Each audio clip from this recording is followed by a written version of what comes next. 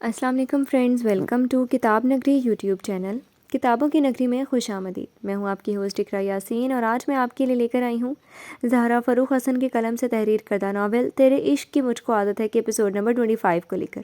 اس episode کو start کرنے سے پہلے جلدی سے کر لیجئے چینل کو سبسکرائب، ویڈیو کو لائک اور کلک کر لیجئے بیل آئیکن کو۔ اب آتے ہیں ایپیسوڈ کی جانب۔ بیڈ روم کا ڈور دھیرے سے کھول کر اندر آتے ہوئے اس نے دھیرے سے ہی لاک کیا تھا۔ ایک نظر خواب خرگوش کے مزے لیتی پوتے کی ماں پر ڈال کر اسلان نے گہری سانس بھری۔ بیڈ کے بیچوں بیچ وہ اوندھے منہ سوتی اسلان کی آمد سے بے خبر تھی اور اسے بے خبر ہی رہنا تھا، کیونکہ آروشہ کی نیند میں کوئی بھی چیز خلل نہیں پیدا کر سکتی تھی۔ ماں بس دعا کریں آپ کے پوتے کی ماں بچی سے بڑی ہو جائے۔ اونچی آواز میں بڑبڑا کر وہ ہاتھ میں پکڑا موبائل اور کیز سائڈ ٹیبل پر رکھ کر وہ آستین کے کف کھولتا ڈریسنگ روم میں چلا آیا۔ جب تک اس نے لباس تبدیل کر کے وضو کیا، اذان شروع ہو چکی تھی۔ اسلان نے باہر آ کر پہلے نماز ادا کی، پھر دعا کرتے ہوئے وہ بیڈ تک آ گیا۔ یوں تو وہ نماز کے بعد سوتا نہیں تھا، مگر چونکہ رات بھر جاگا تھا اور سر بھاری ہو رہا تھا، اس لیے کچھ گھنٹوں کی نیند لے کر فریش ہونے کا ارادہ تھا۔ کتنا برا سوتی ہے یہ لڑکی، اسے پورے بیڈ پر پھیل کر سوتے دیکھ کر وہ بڑبڑا کر ایک طرف تکیہ سیدھا کر کے آرام سے لیٹ گیا۔ کمفرٹر آروشہ کے وجود سے کھینچ کر آدھا خود پر ڈالا اور گردن موڑ کر چند انچ کے فاصلے پر سوئی آروشہ کو دیکھ کر اس کے ہونٹوں پر مسکراہٹ آ گئی۔ میرے ہونے والے بچے کی ماں۔ پیار سے اس کے گال چٹکی میں بھر کر ہلکے سے نوچے تھے، پھر اسے کھینچ کر اس کے سراپے کو اپنے بازوؤں میں بھر لیا۔ آروشہ نے نیند میں ہی اس کی کمر میں اپنے ہاتھ ڈال لیے تو اسلان نے سکون سے اسے خود میں سمیٹ کر آنکھیں بند کر لیں۔ کچھ ہی لمحوں میں وہ بھی بے خبر سا سو گیا۔ آنکھوں کو آہستہ سے کھولتے ہوئے اس نے سوئے ہوئے اسلان کو دیکھا۔ اپنے آپ کو اسلان کی باہوں میں قید پا کر آروشہ کے چہرے پر شرمیلی سے مسکراہٹ طے گئی۔ رات اس کے ارادے بالکل نیک نہیں تھے۔ اگر وہ کال نہ آتی تو آروشہ سوچ کر شکر کرتی بہت آہستہ سے اسلان کا بازو اپنی کمر سے ہٹانے لگی۔ کافی دقت کے بعد اس نے کمر پر سے اس کا بازو ہٹا کر گہری سانس لی۔ اسلان بے خبری میں ہی سیدھا ہو کر لیٹ گیا۔ ویسے وہ اتنی بے خبر نیند سوتا نہیں تھا، مگر ابھی جلدی ہی سویا تھا اور دل و دماغ جو بری طرح سے تھکے ہوئے تھے، اس کی وجہ سے وہ بے خبر تھا۔ لگتا ہے یہ رات بہت دیر میں آئے، ورنہ اسلان اس وقت سوتے تو نہیں، طبیعت تو خراب نہیں۔ وہ سب سوچتی گھبرا کر اس کی پیشانی پر ہاتھ رکھ کر چیک کرنے لگی۔ اس کی سرد پیشانی محسوس کر کے آروشہ نے سکون کا سانس لیا۔ پہلی بار ایسا بے خبر سویا ہوا تھا کہ وہ آرام سے اس کے سارے نقوش چھو سکتی تھی، ورنہ اب تک تو اپنی تمام حسرتوں کے باوجود بھی وہ اسے چھوتی ڈرتی تھی۔ اس کی چوڑی پیشانی، اس کی بھویں بڑی بڑی سحر پھونکتی آنکھیں جو ابھی بند تھیں اور ان پر سایہ فگن پلکیں، اٹھی ہوئی کھڑی مغرور سی ناک، اس کے گال، پھر اسلان پر بے حد جچتی تراشی ہوئی داڑھی۔ وہ بے خود سے اس کے چہرے پر اپنی انگلیاں پھیرتی ٹک ٹکی باندھ کر دیکھے جا رہی تھی۔ پھر آروشہ کی انگلی ان خوبصورت کٹ والے بھرے بھرے ہونٹ پر ٹھہر سی گئی، لیکن دوسری لمحے میں اس کے ہونٹوں سے زوردار چیخ نکلی تھی، اپنی انگلی پر اسلان کے دانتوں کو گڑتے محسوس کر کے۔ یہ تمہاری سزا، سوتے میں مجھے ڈسٹرب کرنے کی۔ اسلان نیند بھری آنکھیں کھول کر اس کی انگلی اپنے دانتوں کے بیچ سے آزاد کر چکا تھا۔ کبھی نہیں سدھر سکتے آپ۔ اپنی انگلی سے ہلاتے ہوئے وہ غصے سے گھورتی بیڈ سے ہی اتر گئی۔ اتنی زور سے اسلان نے انگلی کاٹی نہیں تھی جتنی زوردار اس کی چیخ نکلی تھی۔ اصل میں وہ اسلان کو آنکھیں کھولتے دیکھ کر ڈر گئی تھی۔ آ جاؤ، مرہم رکھ دوں؟ آدھی کھلی آدھی بند ہوتی آنکھوں سے اپنی انگلی کا معائنہ کرتی آروشہ سے بڑے پیار سے کہا، مرہم رکھ دوں؟ وہ چل کر اس کی نقل کرتی احتیاط کے طور پر دور بھی ہٹ گئی۔ تم نے تو ڈسٹرب کیا تھا نا، میرا کیا قصور؟ وہ معصوم بن کر بولتا بونتے میں ہو چکا تھا، ساتھ ہی پاس پڑا دوسرا تکیہ اٹھا کر چہرے پر رکھ لیا۔ اسلان کو نیند بہت زیادہ آ رہی تھی، وہ تو سوتا ہی رہتا مگر آروشہ کے چھونے سے بیدار ہوا تھا۔ جلاد کہیں کے، اتنی بری طرح سے ڈرا دیا تھا مجھے۔ وہ اب بھی جلی بھنی سی اسلان کو دیکھتی ہوئی بڑبڑائی تھی، اٹھ کر بتاؤں میں کتنا جلاد ہوں؟ اس کی بڑبڑاہٹ سنتے ہوئے تکیے کے اندر سے آواز آئی اور آروشہ اپنا منہ بند کر کے تیزی سے واش روم میں گھس گئی۔ کیا بات ہے، لگتا ہے دلہن رانی کو رات بھر میرے بھائی کی یاد آئی ہے۔ لاؤنج میں بیٹھی ہانیہ کے پاس گھس کر بیٹھتے ہوئے آروشہ نے ہانیہ کی گلابی ہوتی آنکھوں کو دیکھ کر چھیڑا تھا، آشو بکواس مت کر ورنہ میں بھی نند بن جاؤں گی تیری۔ ہانیہ اپنا سارا درد چھپاتی اس کی پشت پر ایک لگاتی ہوئی تپ کر بولی تھی، اب تو میں بھی اسی عہدے پر فائز ہو چکی ہوں، حق بنتا ہے میرا۔ آروشہ نے گردن اکڑا کر اسے دیکھا۔ دیکھ، اپنی بات سے مت پھر، جسے تو نے کہا تھا تو ہمیشہ میری بیسٹی رہے گی، ویسے میں بھی کہہ رہی ہوں میری بیسٹی ہی بنی رہنا، نند ون نہیں۔ وہ انگلی اٹھا کر کہتی اسے خفا نظروں سے دیکھتی بولی آروشہ زور سے ہنستی، اچھا میری جان، نہیں ہوں میں تیری نند۔ وہ ہانیہ کے گلے میں جھول کر شرارت سے بولی، ہٹ، بس اتنا بتا دے تو مسز ہشم بن کر کیسا لگ رہا ہے؟ اس کی شانے پر جھولتے ہوئے وہ ہانیہ کی آنکھوں میں جھک کر دیکھتی شریر ہوئی۔ بہت اچھا، ایسا لگ رہا ہے اب دل نے دھڑکنا شروع کیا ہے۔ پتہ ہے آشو میں مر رہی تھی یہ سوچ سوچ کر کہ ہشم کے علاوہ کوئی اور میرا محرم بن رہا ہے، مگر جب اس کا نام سنا نا، میں بتا نہیں سکتی کہ مجھے کیا محسوس ہوا۔ وہ تو اس کی رازدار تھی، اس کی سہیلی، وہ اسے اپنی ساری فیلنگز شیئر کرتی آنکھوں میں انوکھی سی چمک لیے بولی تھی، سب تمہارے لالا کی کارستانی ہے۔ پتہ ہے ان کی وجہ سے میں نے کل کیا کیا؟ وہ شروع سے آخر تک ساری تفصیل اسے بتا رہی تھی اور ہانیہ کا ہنس ہنس کر برا حال ہو رہا تھا۔ یہ نہیں بتایا کہ میرا بیٹا لاؤنج میں لیٹا تھا اور مہارانی بیڈ روم میں پھیل کر سو رہی ہوگی۔ ایک تو جب بھی وہ گلا پھاڑ کر بولتی ہے ساسو ماں جانے کہاں سے سب سن کر اس کی خبر لینے پہنچ جاتی تھی۔ اب بھی ان کی بات پر آروشہ جو جوش جوش میں سب ہانیہ کو بتا رہی تھی، اس کی زبان میں بریک لگ گئے اور ہانیہ کی ہنسی میں چپ کیوں ہو گئی؟ اور بتاؤ۔ ماجی ان دونوں کو گھورتی تنزیہ بولی، جی مجھے کیا پتا تھا کہ اسلان لاؤنج میں تھے، کال سن کر تو باہر جانے کا بولا تھا۔ آروشہ نے ہولے سے بولتے ہوئے آرام سے گود میں پڑا دوپٹہ شانوں پر پھیلایا، کہیں اسی پر نہ بول دے کہ دوپٹہ لینے کی بھی تمیز نہیں۔ ہاں تو تمہیں جاگنا چاہیے تھا، پتہ رہنا چاہیے تھا کہ وہ کب آیا کب گیا۔ وہ اس بار ذرا سا نرم ہو کر سمجھاتے ہوئے اسے دیکھ رہی تھی۔ اللہ ماجی اتنے زور کی نیند آ رہی تھی اور یہ تو خود بولے تھے سو جاؤ، میں تو سو گئی۔ وہ نرم ہوئی اور آروشہ جوش سے شروع ہو گئی۔ ہانیہ نے اپنی مسکراہٹ دبائی۔ میرا دل کہتا ہے کہ اپنا سر پیٹوں، یہ تمہارا کیسی نادان لڑکی ہے یہ۔ انہوں نے اپنی پیشانی پر ہاتھ مارا۔ دیکھو آروشہ، اب بس بہت ہو گیا۔ اس مہینے کو تم 18 کی پوری ہو جاؤ گی۔ تمہاری عمر میں تو ہمارے زمانے میں 2-4 بچوں کی ماں بن جاتی تھی، تمہارا تو لڑک پر ہی نہیں ختم ہو رہا۔ انہوں نے آروشہ کو ہی جھاڑ دیا تھا۔ 2 یا 4؟ آروشہ کا تو منہ ہی کھل گیا۔ ماجی اگر 4 تو ماجی یہ تو ظلم ہے، اور اگر 2 تو بھی بہت زیادہ ہے۔ کوئی ایسا کرتا ہے کیا؟ ہانی تو بتا، یعنی 18 سال میں 2-4 بچے؟ اللہ توبہ، پھر آگے چل کر کتنے ہو جائیں گے؟ اس نے پاس بیٹھی تعجب کرتی ہانیہ کا کاندھا پکڑ کر زور سے ہلا دیا۔ 10-12 نہیں، سال میں 4 تو 2 سال میں 8، 3 میں 12، شاید 100 تک ہو جائے۔ ہانی بھی حیرانی سے انگلی پر چوڑ رہی تھی کہ کتنے بچے ہو سکتے ہیں۔ 100 بچے؟ ہائے اللہ، نہیں نہیں ماجی، ایسا ظلم! اور آپ چاہتی ہیں اتنے بچے میرے؟ اللہ توبہ!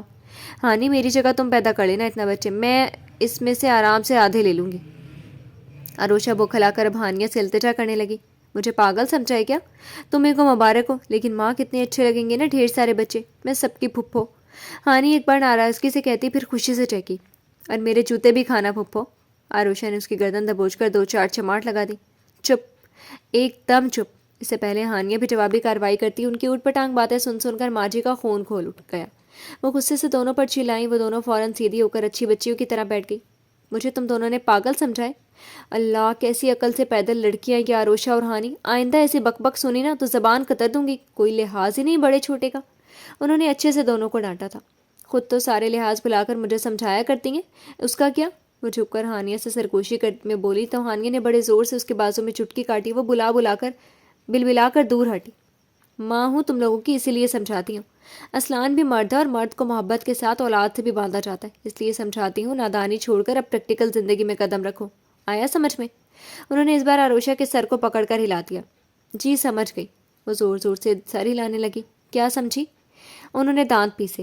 یہی کہ اولاد مرد کو رسی سے باندھتی ہے، اور پھر وہ رسی توڑوا کر بھاگے گا نہیں۔ اور پھر اگر ماجی مرد کیا جانور ہوتا ہے جو رسی سے باندھا جائے؟ وہ بھی تو انسان کا بچہ ہوتا ہے، باندھنے کی کیا ضرورت ہے؟ آزادی دینے میں کیا حرج ہے؟ محبت اگر ہوگی تو ہمیشہ آپ سے محبت کرے گا، اگر محبت ہی نہیں ہے تو پھر اس کو باندھ کے رکھنے کا کیا فائدہ ہی کیا؟ آروشہ نے اپنی طرف سے بڑا اچھا فلسفہ بیان کیا تھا، مگر ماجی کو پتنگے ہی لگ گئی۔ میں تمہیں اپنے بیٹے کے ساتھ ہنستا بولتا خوش دیکھنا چاہتی ہوں، اور تم مجھے بیٹھ کر سکرات بکرات کی جانشین بن کر فلسفہ سکھا رہی ہو۔ آج سچ میں تمہاری زبان نہ کاٹ لی تو میں بھی تمہاری سانس نہیں۔ انہیں اپنی اتنی اچھی بات پر بھڑکتے دیکھ کر آروشہ نے وہاں سے رفو چکر ہونے میں ہی بھلائی لگی تھی۔ وہ اپنا دوپٹہ سنبھالتی سر پر پیر رکھ کر بھاگی تھی۔ میرے لیے یہی بے وقوف بہو رہ گئی تھی۔ وہ اپنا سر پکڑ کر اس کی چھوڑی گئی جگہ پر بیٹھی تھی۔ آشو بہت معصوم ہے نا ماں، ہانیہ کی محبت عمدی۔ معصوم کی بچی، بھاگو تم بھی یہاں سے، ورنہ تمہاری بھی خبر لیتی ہوں میں۔ وہ بری طرح سے بھڑکی تو ہانیہ بھی جلدی سے اسی طرف بھاگی تھی جدھر آروشہ بھاگی تھی۔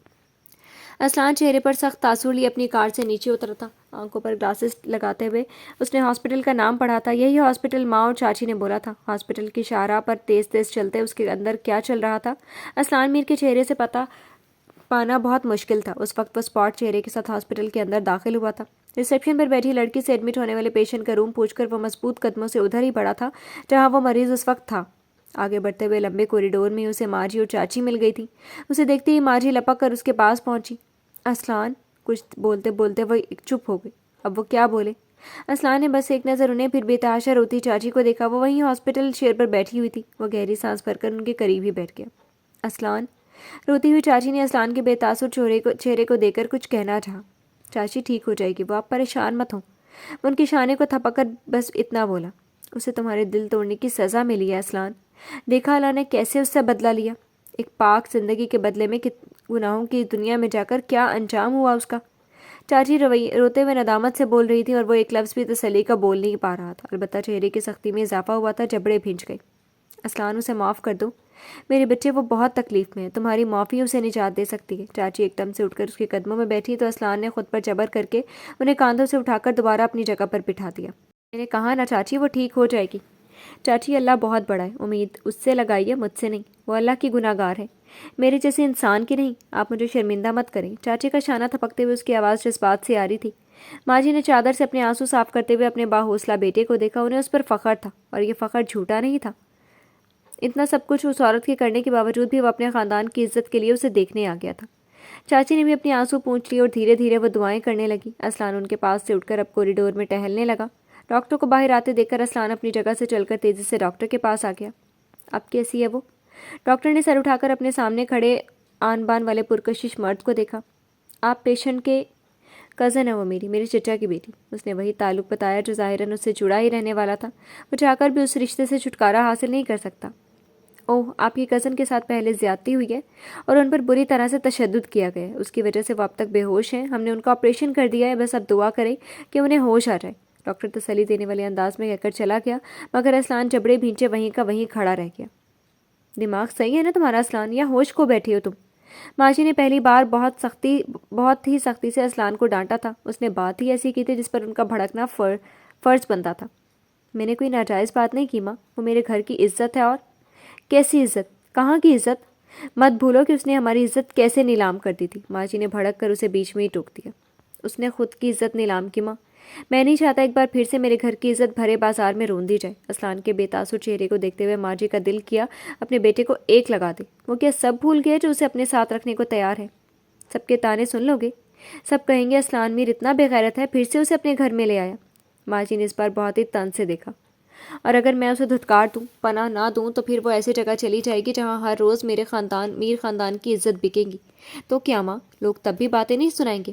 اسلان نے بھی بہت چپتا ہوا سوال کر لیا تھا۔ ماں سے کوئی جواب نہ بن پڑا، وہ چپ ہو گئی۔ بات اس کی بھی صحیح تھی، مگر کیا ضروری تھا ساتھ رکھتا؟ کہیں اور بھی تو انتظام کر سکتا تھا ان کے رہنے کا۔ ماں آپ یقین رکھیں، اب اس کا اسلان میر سے کوئی تعلق نہیں بن سکتا، مگر وہ میرے چچا کی بیٹی ہے، اور میں نہیں چاہتا کہ روز محشر مجھے چچا کے آگے جواب دہ بننا پڑے۔ اسلان نے ان کی گود میں رکھے ہاتھ اپنے ہاتھ میں لے لیے۔ وہ انہیں اپنے فیصلے پر راضی کرنا چاہتا تھا تاکہ اسے پھر سے کوئی پریشانی نہ ہو۔ میں کچھ نہیں جانتی، جو تمہیں کرنا ہے کرو، مگر اب سوچ سمجھ کر فیصلہ کرنا اسلان، میں اپنے بیٹے کا اب کوئی نقصان برداشت نہیں کر سکتی۔ ماجی نے اس بار نرم پڑ کر اسلان کے ہاتھ پر اپنا دوسرا ہاتھ رکھا تھا۔ آپ کے بیٹے کا یہ لوگ کچھ نہیں بگاڑ سکتے ماں، کیونکہ میرے ساتھ آپ ہیں، آپ کی دعائیں ہیں۔ اسلان نے جھک کر اپنی ماجی کے شانے عقیدت سے چومے تھے۔ وہ مطمئن ہو کر اس کے مضبوط شانوں کو تھپک کر صوفے سے اٹھ گئی۔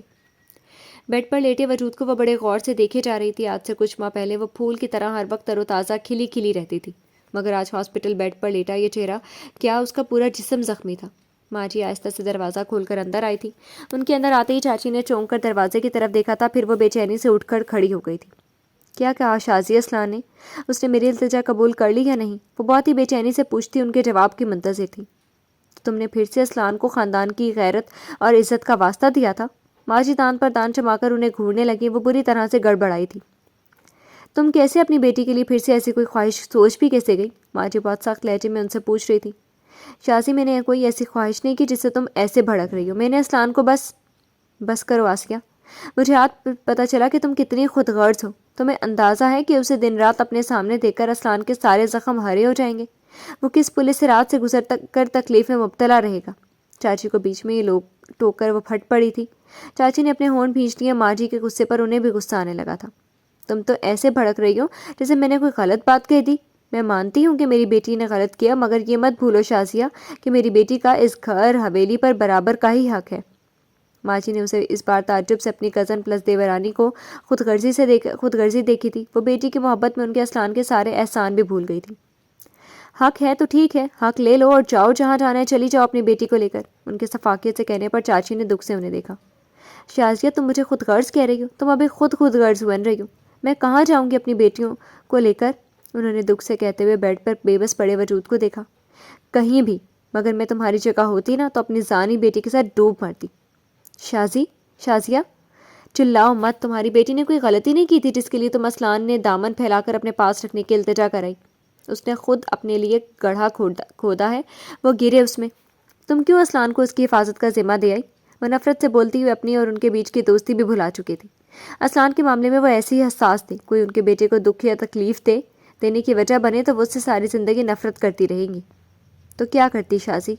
وہ دشمن بن گیا ہے، میری بیٹی کا اس نے بیچ دیا تھا اسے، اور اگر ابھی ہم چھوڑ دیں گے تو وہ درندے کھا جائیں گے اسے۔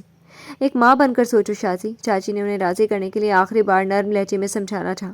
تو کیا فرق پڑتا اگر یہ کسی دوسرے کی مرضی پر طوائف بن جاتی؟ اس سے پہلے بھی طوائفوں والے ہی کام کر بیٹھی تھی۔ تمہاری بیٹی زانی ہے، ایک زانی عورت کو کبھی معافی نہیں ملتی۔ ماں جی زہر میں ڈوبے الفاظ میں کہہ کر ان کے دل پر نشتر گاڑے تھے، وہ بس انہیں دیکھتی ہوئی وہی دم بخود کھڑی رہ گئی تھی۔ جی تو فرینڈز، کیسی لگی آپ کو آج کے ایپیسوڈ؟ کمنٹ سیکشن میں ضرور بتائیے گا۔ پھر حاضر ہوں گے نیو ایپیسوڈ کے ساتھ، تب تک کے لیے اجازت دیجیے۔ شکریہ، اللہ حافظ۔